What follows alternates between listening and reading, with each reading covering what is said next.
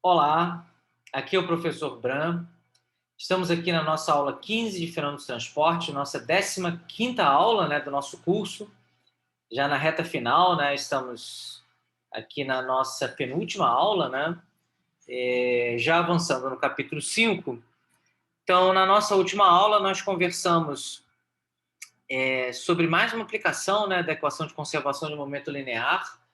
E aí nós vimos, a forma integral, da equação de momento linear. Nós fizemos esse desenvolvimento, onde, lembrando, nas duas aplicações, em todas as aplicações, dessa equação de conservação de momento linear, nós estamos calculando, determinando, uma expressão, que descreve, a força, gerada, pelo escoamento de um fluido. E aí, de novo, nesse modelamento, desse somatório, de todas as forças, olhando aqui nossas notas de aula, nós temos, a contribuição do volume de controle, e temos, que é indicado aqui pela primeira integral, aqui começando a igualdade aqui do lado direito, e temos a contribuição, da superfície de controle, associada a um certo sistema, olhando dois tempos, um tempo inicial t e um tempo final t mais ΔT. Isso foi o que nós desenvolvemos na aula passada, na aula 14. Nós deixamos um exercício, que a gente vai reler o enunciado agora no início da aula 15, de aplicação. Vamos começar a aula de hoje resolvendo, desenvolvendo a solução desse exercício, que é justamente o cálculo dessa força resultante, associada ao escoamento de um fluido. Então, lendo aqui o nosso enunciado, então, um fluido incompressível, ele escoa, ele flui, através de um joelho redutor, que nós estamos vendo esquematicamente aqui, conforme desenhado abaixo.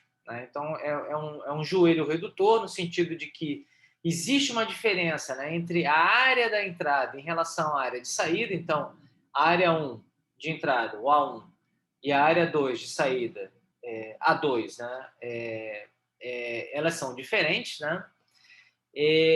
nós também conhecemos outros parâmetros associados, a esse nosso sistema. Nós conhecemos a densidade do fluido na entrada, que é o nosso ρ1. Nós conhecemos a pressão desse fluido também na entrada, que é o nosso P1. Nós também conhecemos essa velocidade, nessa entrada. E, da mesma forma, nós conhecemos os parâmetros na saída 2, temos apenas uma única saída, mas estamos chamando de 2, conhecemos também, a densidade desse fluido, ρ2.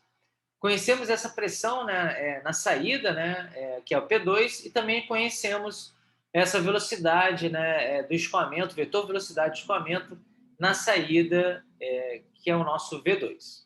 Então, o que o nosso problema está pedindo? Que é o que nós já mencionamos em relação à nossa aplicação, da forma integral da equação de momento linear, de conservação de momento linear.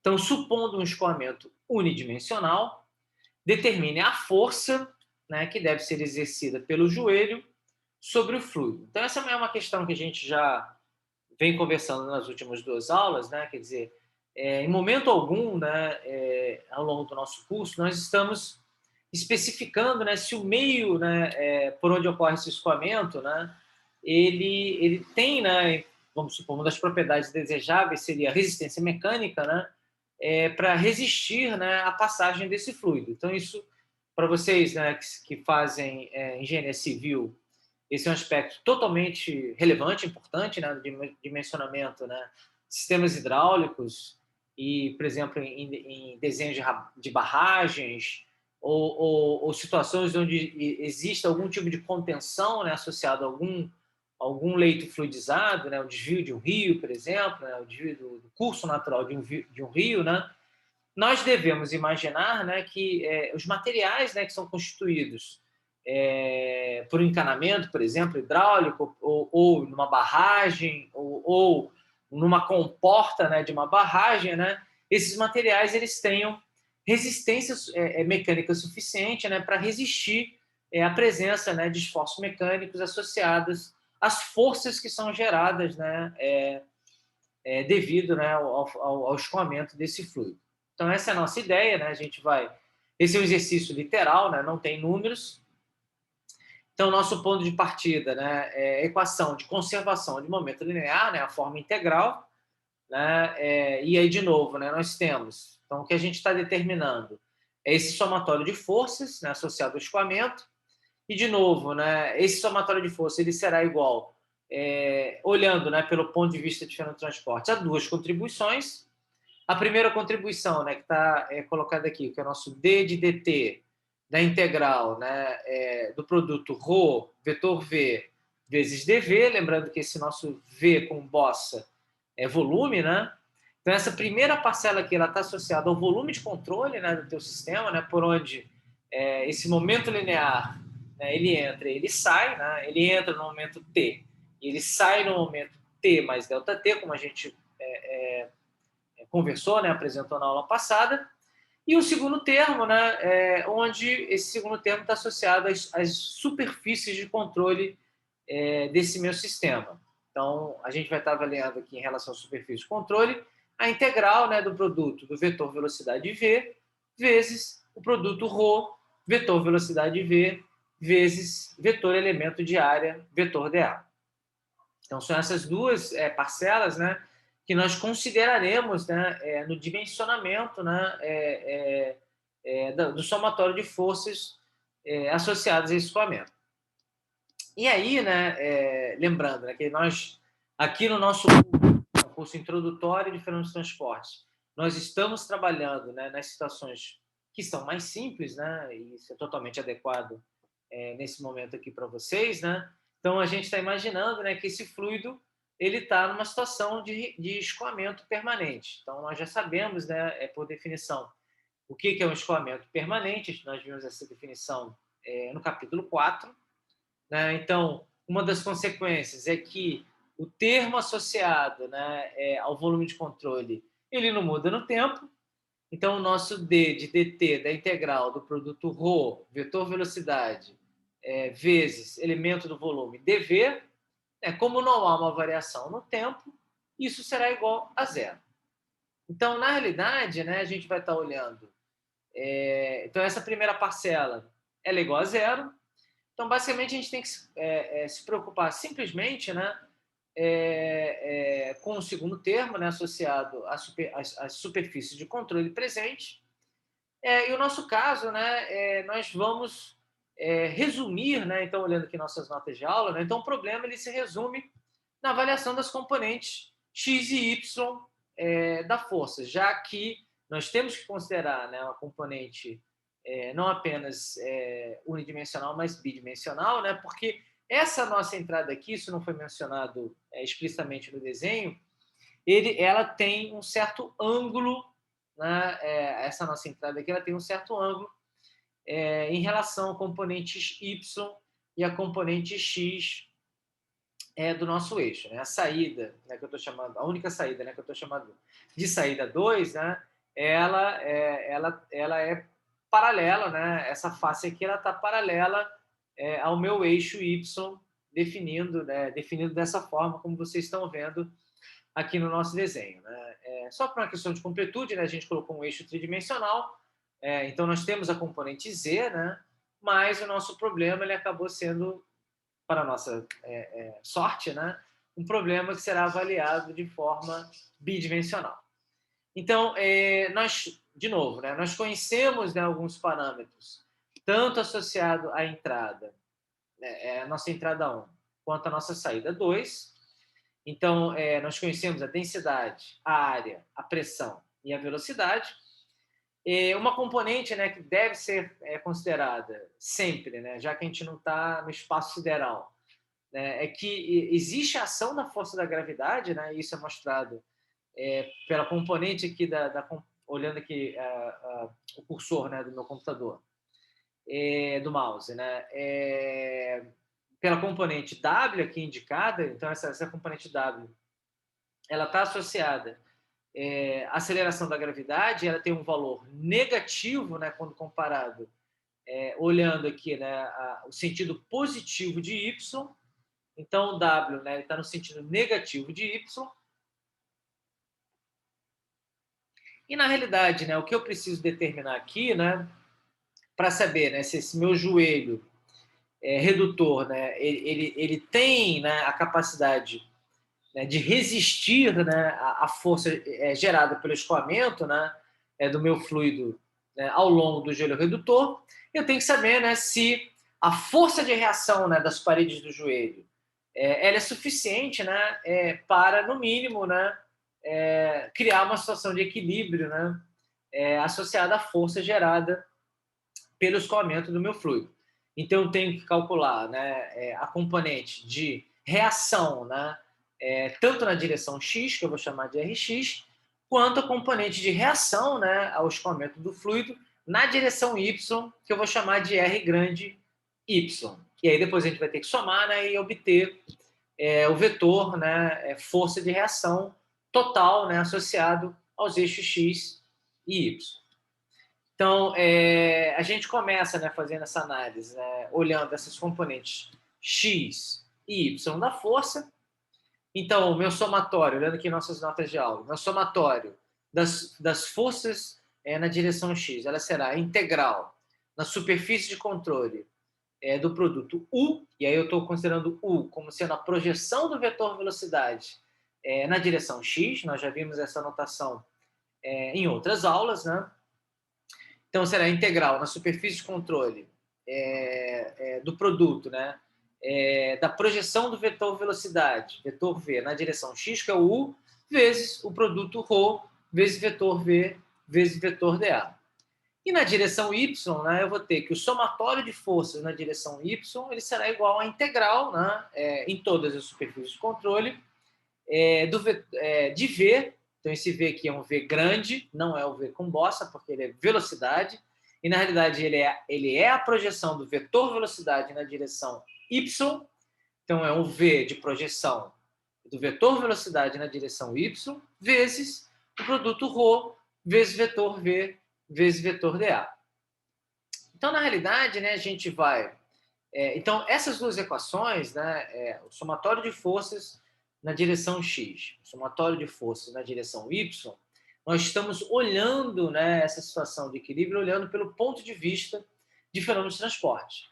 E a gente quer também igualar, né, essas duas equações, né, olhando pela questão do equilíbrio de forças newtoniano.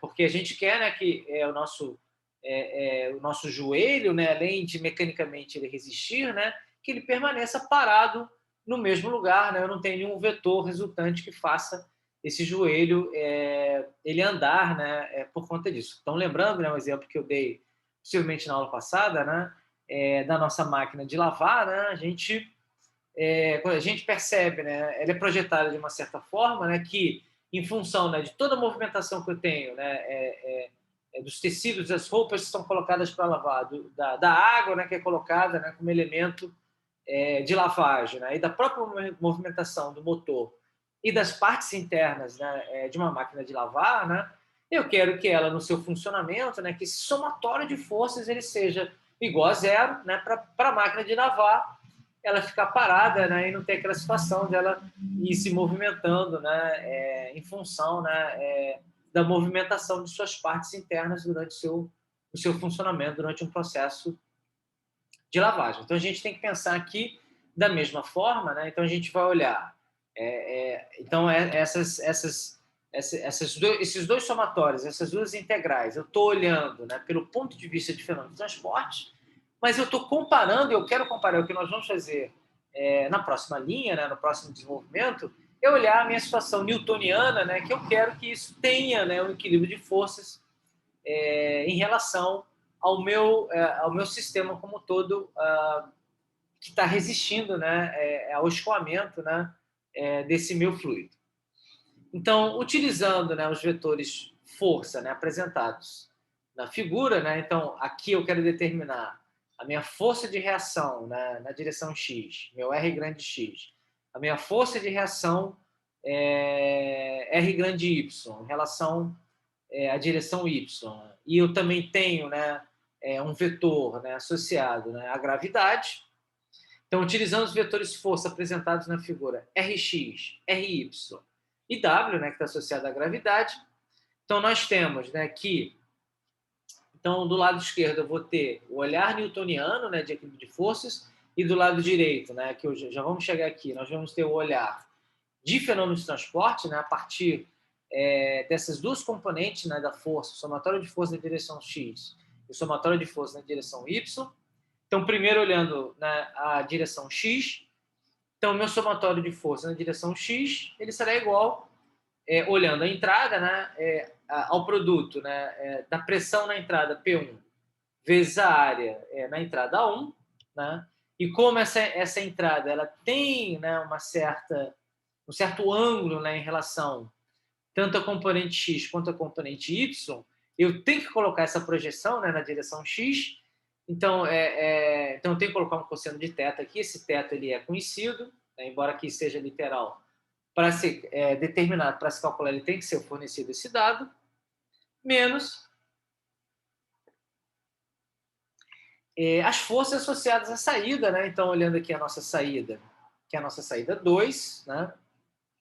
Então, eu vou ter, né, que a força associada à saída 2 será simplesmente igual, então é menos P2, né, vezes A2, que dá a força na saída, mais a força de reação, né, na direção x, né, no eixo x, que é o meu R grande X. Isso tudo será igual, então a gente vai olhar aqui essa nossa integral, né, na superfície de controle do produto U vezes ρ, vezes vetor V, vezes vetor dA, né? Então isso será igual a V1 cosseno θ, que é o nosso U, vezes, então essa nossa integral aqui, ρ vezes V vezes dA, vai ser igual a menos ρ1, V1 a 1. Lembrando que o sinal negativo é porque o meu vetor dA ele aponta para fora do meu sistema, então eu tenho um cosseno de 180 graus entre o vetor V1, né, que ele aponta para dentro do meu joelho, estou indicando aqui com o meu cursor, né, e o meu vetor dA que aponta para fora, né, do meu sistema, então eu tenho esse ângulo maior do que 180 graus, então eu tenho um sinal negativo. Mas eu tenho que olhar a saída, né? V2 que multiplica, e aí eu não tenho nenhuma projeção, né? Porque a minha saída ela está paralela, né, ao eixo Y e a 90 graus ao eixo X, né? Do produto, então é V2 do produto ρ2, V2, A2. Então está um pouquinho aqui apagado, aqui a gente tem o A2. Em relação a Y, nós faremos a mesma coisa. Então, em relação à minha entrada, eu tenho que fazer essa projeção desse ângulo em relação ao eixo Y. Em relação à minha saída 2, né, como ela está paralela, né, em relação ao eixo Y, né, eu não tenho nenhuma contribuição na saída em relação ao somatório de forças na direção Y. Então, o meu somatório de força na direção Y, meu somatório de FY, ele será igual ao produto P1A1, né, que é a nossa força na entrada, vezes, né, a projeção, né, angular, né, da inclinação dessa nossa entrada. Nesse caso, eu tenho o seno de θ, menos a presença, né, da minha ação da gravidade, né, então ele está no sentido negativo, né, mais então vai ser menos W, né? Mais a força de reação associada ao eixo Y, né? Que é o meu R grande subscrito Y. Isso tudo vai ser igual, né? Então, de novo, né? Apenas a entrada, né? Por ter essa inclinação, ela contribui, né, para a direção Y. Então, a minha saída, né, por estar paralela, não contribui na direção Y. Então, eu tenho apenas, né, do outro lado da igualdade, do meu lado direito, né, o produto V1 seno θ, né, que eu tenho que fazer a projeção, vezes menos ρ1 V1 a 1. Então, essas são as nossas duas equações. Para nos ajudar, né, e de novo usando as nossas situações mais simples, né, o escoamento ele é estacionário e, além disso, ele é incompressível. Então, o que vai acontecer? Né? E a gente não mencionou isso porque a gente está aqui desenvolvendo passo a passo, né, e a gente começa pela situação mais geral e aos pouquinhos a gente vai usando, né, as situações que simplificam. Então, se o fluido ele é incompressível, ou seja, a densidade dele não muda, ou seja, ρ1 e ρ2 são iguais. Então, isso já é uma hipótese que nos ajuda bastante. E, além disso, nós vimos, né, nessa situação, né, que ρ1, numa situação onde o escoamento ele é estacionário e incompressível, ρ1, V1, A1, então aqui é 1, não é A2, é A1, ele é igual a ρ2, V2, A2. Então, o que a gente quer determinar justamente são as componentes Rx e Ry. Então, fazendo essa substituição, né, considerando que ρ1, V1A1 é igual a ρ2, V2A2, nós temos que Rx ele será igual a P2A2 menos P1A1 vezes cosseno θ mais ρ1A1 V1, que multiplica V2 menos V1 cosseno θ. E Ry ele será igual a W, né, que é a nossa componente da força associada à gravidade, menos P1 vezes A1 seno θ, menos ρ1 V1 A1, que multiplica V1 seno θ. Então, eu peguei justamente essas duas equações, né, e explicitei tanto Rx quanto Ry e joguei todo mundo do lado esquerdo para o lado direito da minha igualdade e fiz a substituição, né, ρ1 V1 A1 igual a ρ2 V2 A2. Então, essa é quase a resposta final. Esse nosso problema é um problema literal, né? Então, no fundo, tem a minha resposta final, o meu vetor força de reação total, né? Considerando a componente x e a componente y. Então, o meu vetor força de ação R vetor, ele é igual a Rx na direção y, aqui usando, né, nossos eixos I, J, K, né, nossos eixos unitários, né? Então, o nosso vetor, força de reação total, R grande vetor, ele será Rx na direção Y, mais R grande Y na direção J. Então, chegamos, né, ao nosso exercício final, nosso exercício de aplicação. Fizemos, né, de uma forma literal, né, mas ele é totalmente geral, quer dizer, eu poderia colocar números aqui, a gente trabalhar com esses números e chegar, né, a um valor, né, de um vetor, né, de reação total, onde Rx e Ry teriam, né, algumas informações numéricas, né, associadas às características, né, de V1, de A1 e da pressão também presente P1 e P2. Então, nessa segunda parte, né, da nossa aula, né, a gente está na nossa penúltima aula do nosso curso, então nós estamos caminhando aqui, que isso nós chegaremos na nossa próxima aula, na aula 16, nossa última aula do nosso curso, a equação de Bernoulli, né, que é a nossa equação mais importante do nosso curso, né, ela é uma equação que eu chamo de equação mestre, porque ela pode ser usada, né, nos mais diversos sistemas, ela é bastante independente, né, em relação à geometria do sistema, e ela é uma equação bastante compacta e bastante poderosa, né? E nós vamos ficar, né, esse resto da aula de hoje, mais a aula que vem toda, né, fazendo os passos, né, para o desenvolvimento da equação de Bernoulli. E basicamente serão 3 passos, né? E hoje nós faremos o primeiro passo, que é justamente desenvolver a forma diferencial da equação de conservação do momento linear.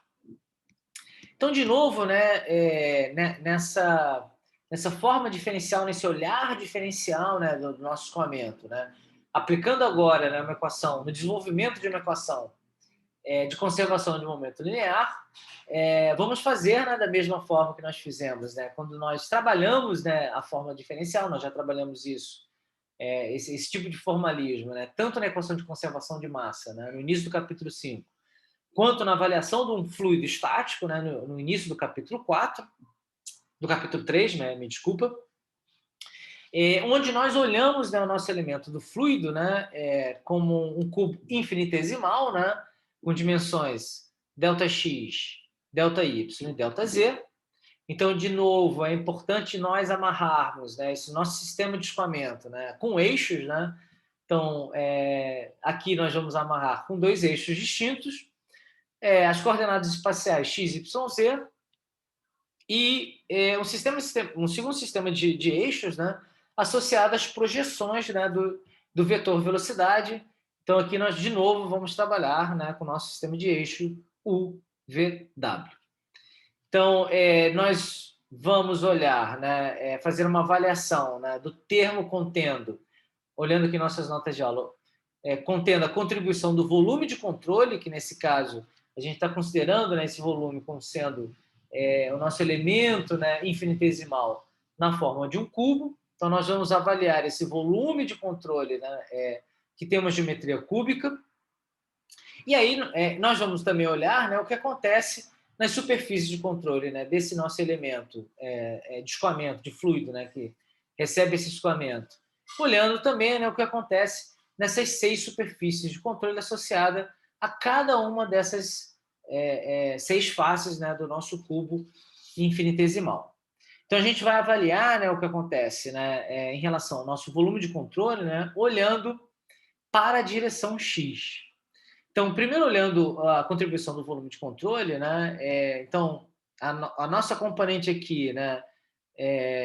Onde eu tenho o vetor velocidade, teria, né, o vetor velocidade, eu vou ter a minha componente de projeção, né, do vetor velocidade na direção x, porque eu estou avaliando apenas, né, na minha forma diferencial em relação ao eixo x.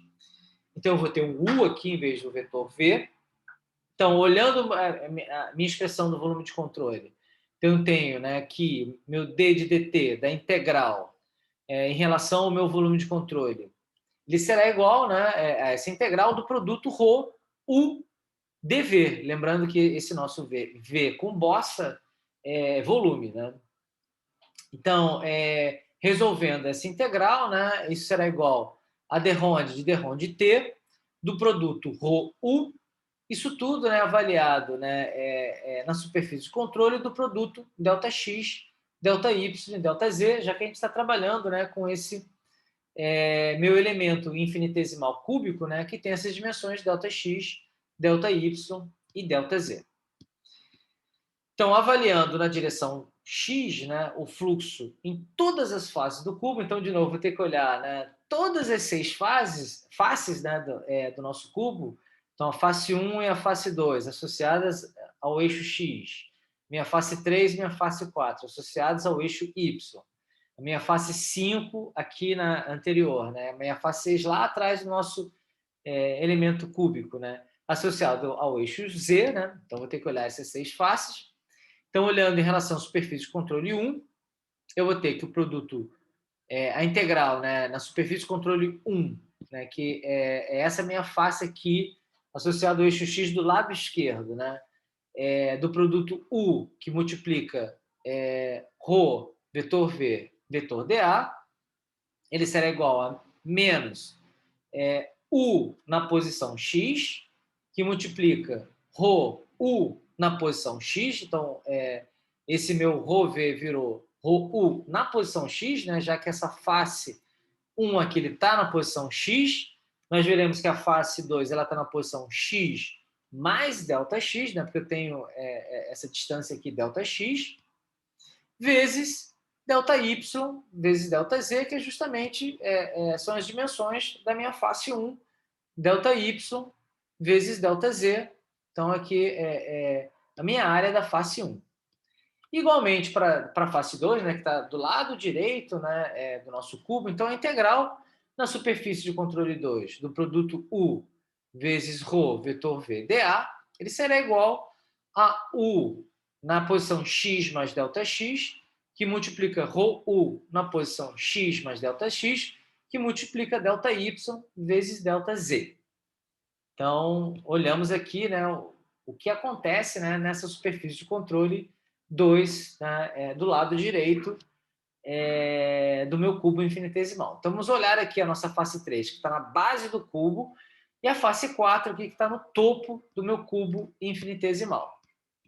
Então, em relação à face 3, né, que está na minha base do cubo, né, a integral, né, do produto U, que multiplica ρ vezes V, vetor V, vezes vetor dA, ele será igual a menos U na posição Y, que está lá na posição Y, na base do meu cubo, né, vezes ρ, V, então esse V é um V grande, né, é a projeção do vetor velocidade na direção Y, na posição Y, vezes ΔX, vezes ΔZ, que é justamente a área, né, da minha base, também será a área da minha tampa 4, né, ΔX vezes ΔZ.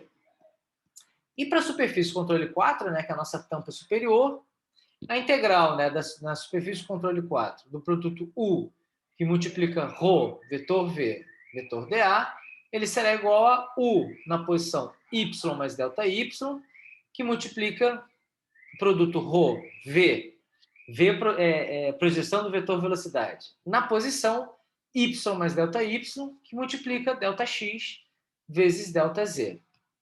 E, finalmente, né, em relação à minha direção Z, né, eu vou estar olhando aqui a minha face anterior, né, que mais próximo de nós, face 5, né, e vou estar olhando lá a face 6, lá no fundo do meu elemento de cubo, né, na minha face posterior, em relação ao eixo Z. Então, a minha superfície de controle 5, né, então eu teria minha integral na superfície de controle 5 do produto ρ, do produto U, vezes ρ, vezes vetor V, vezes vetor dA, ele será igual a menos U na posição X, que multiplica, né, o produto, né, ρ vezes W, né, W é a projeção do vetor velocidade na direção Z, na posição Z, vezes ΔX vezes ΔY. E, finalmente, né, lá na face posterior, né, do nosso cubo, né, a integral na superfície de controle 6, né, do produto U, que multiplica ρ vezes vetor V vezes vetor dA, ele será igual a U na posição Z mais ΔZ, vezes o produto ρW na posição Z mais ΔZ, que multiplica ΔX vezes ΔY.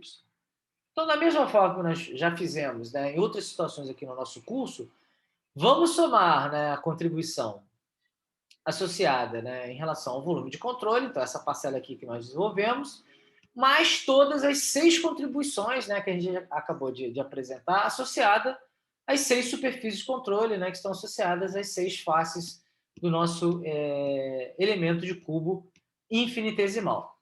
Então, vamos somar, né? Então, somando-se os termos em todas as 6 superfícies de controle, nós temos que, né, então, primeiro, vamos somar as superfícies de controle, né? Então, nossa integral, né, em todas as superfícies de controle do produto U vezes ρ vezes vetor V, está faltando uma setinha aqui, né, de indicativo de vetor, vezes vetor dA. Então, vamos juntar tudo que é X juntos, tudo que é Y junto, tudo que é Z juntos.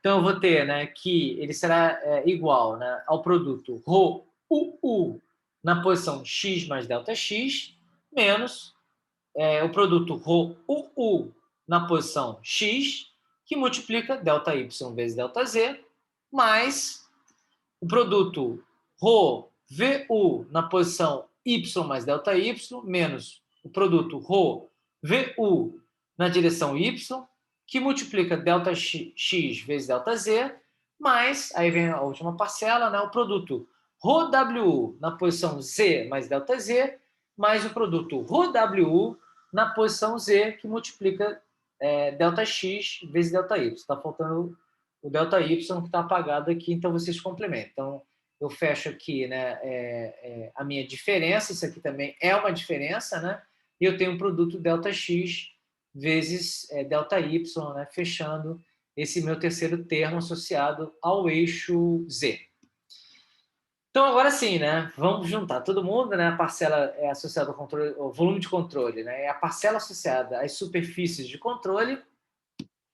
Então, substituindo, olhando aqui nossas notas de aula, então, substituindo as contribuições do fluxo através das superfícies de controle e do volume de controle na equação do momento linear, e vamos dividir todo mundo por ΔX, ΔY e ΔZ, então temos que o nosso somatório de forças na direção X, ele será igual a d de d t do produto ρU, né? Já que eu dividi essa minha contribuição justamente pelo produto ΔX, ΔY, ΔZ, então isso aqui, o numerador corta com o denominador, então eu só tenho, né, minha derivada parcial em relação ao tempo, né, do produto ρU, Então, o que eu estou lendo nesse ponto aqui da minha equação. Então, essa é a minha contribuição, né, do volume de controle, mais o produto ρ na posição x mais ΔX, menos o produto ρ na posição x, tudo isso dividido, né, por ΔX, mais produto ρ-VU na posição y mais ΔY, menos produto ρ-VU na posição y, dividido por ΔY, lembrando que aqui deveria ser um V mais retinho, né, mais reto, né, já que é a projeção do vetor velocidade na direção y, né, então é o meu V, né, mais, olhando a direção Z, né, o produto ρ-WU na posição Z mais ΔZ, menos o produto ρ-WU na posição Z dividido por ΔZ. Vamos fazer um limite, né, onde ΔX vezes ΔY vezes ΔZ, eles tendem a zero, né? Então, eu vou ter, né, que o meu vetor somatório, soma de forças, na direção X, né, ele será igual a dρ de dρ de T do produto ρU mais dρ de dρ de X do produto ρU mais dρ de dρ de Y do produto ρ VU, aqui é V, mais dρ de dρ de Z do produto ρWU. E aí eu tenho, né, para esses três termos aqui espaciais, eu tenho que fazer a derivação distributiva, né? E também em relação ao tempo, né? Então, derivando-se os produtos, né, usando a regra da cadeia, né, e reagrupando, nós temos, né, que o somatório de força na direção x, né, ele será igual ao produto ρ, que multiplica dρ de U, dρ de T, mais U, que multiplica dρ de U, dρ de X, mais V, que multiplica dρ de U, dρ de Y, mais W, que multiplica dρ de U, dρ de Z, mais, aí eu tenho que derivar, né, a minha densidade, mais U, que multiplica dρ de ρ, dρ de T, mais dρ de ρ, dρ de X, vezes U, mais dρ de ρ, dρ de Y, vezes V, mais dρ de ρ, dρ de Z, vezes W. Para a nossa sorte, né, essa segunda parcela, ela é igual a zero.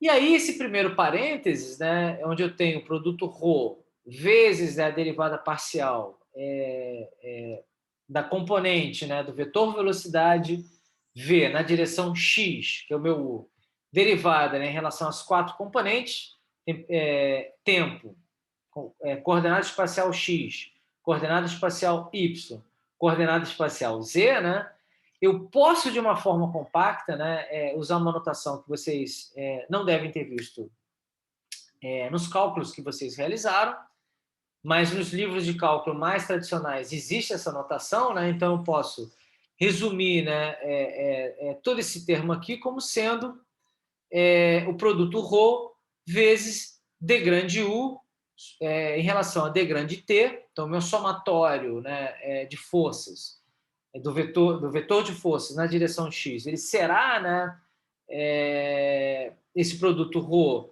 vezes d grande, projeção do vetor velocidade na direção x, U, em relação, né, a d grande, em relação ao tempo, né, onde d grande U, d grande T, ela é derivada substantiva de U, onde, na realidade, ela é uma derivação, né, isso é uma notação, vocês podem procurar no Apostol, por exemplo, ou no Granville, né, que são livros mais antigos e mais clássicos, né, de cálculo, de uma forma geral, são excelentes livros para vocês estudarem, né, os cálculos que vocês ainda não fizeram, que vocês ainda estão realizando, né.